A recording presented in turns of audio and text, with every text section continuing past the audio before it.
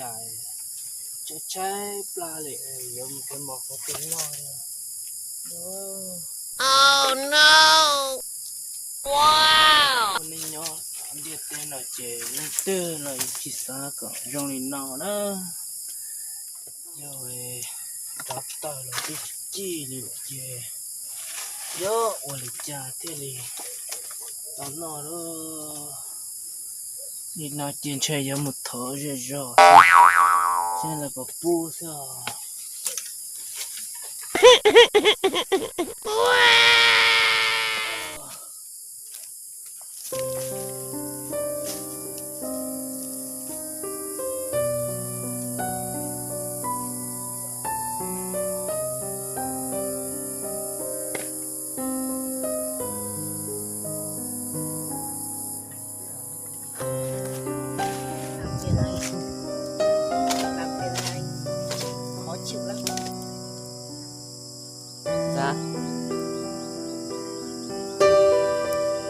ra chị nói lại đây à?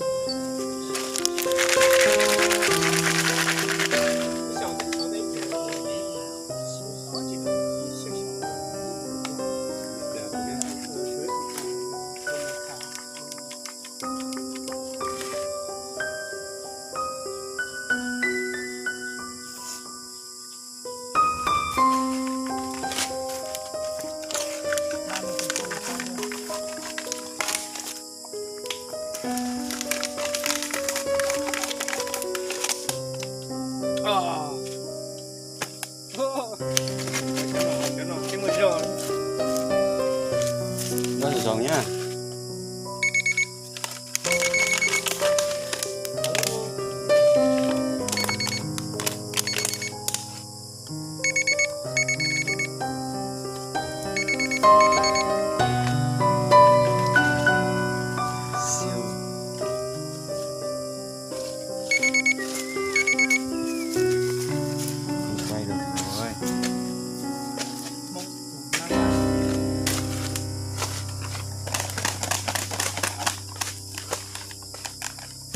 Để lia ở hở ấy.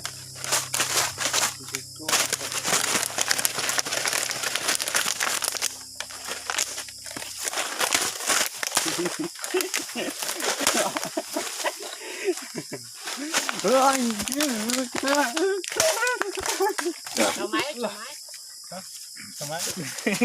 Cứ vào dừng cái đồng rồi.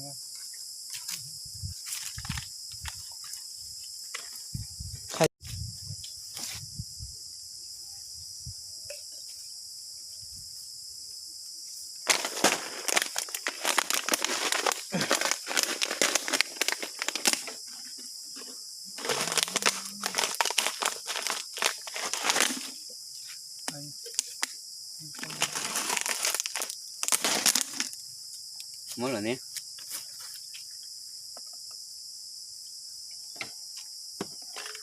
Thế có ma hòm à? Còn mẹ nữa. Anh ơi em đi lấy chồng. Ai đây?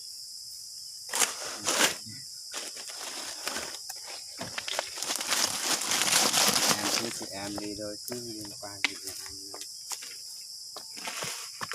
Em buồn tức sủa Em bảo em đi lấy chồng rồi anh á. Gọi cho mày đi lấy thằng chó nào hả? Bây giờ có cái suất ở dưới Hà Giang ấy. Cái gì? Kia.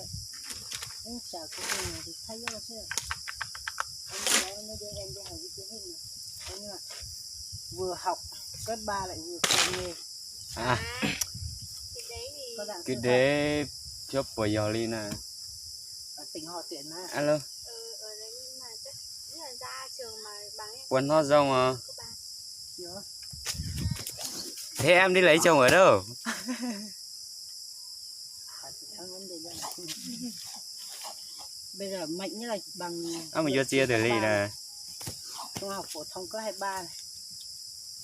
bây giờ mình đi thi là Ôi giời ơi, không nói gì luôn á. bằng lái xe cũng có bằng lớp thứ thì thi được Chuẩn đấy. Như này có một cái mà tá à. và tự nguyện hết cả không thi làm sao mà đi được nội trú Được mà. không được Em đi học được 1 tuần ở trên đấy, rồi em lại đi thi, rồi em lại giúp hồ sơ ở trên đấy đi. nhưng mà Được. thi rồi Có chứ, phải thi mà. Trước cái bạn mà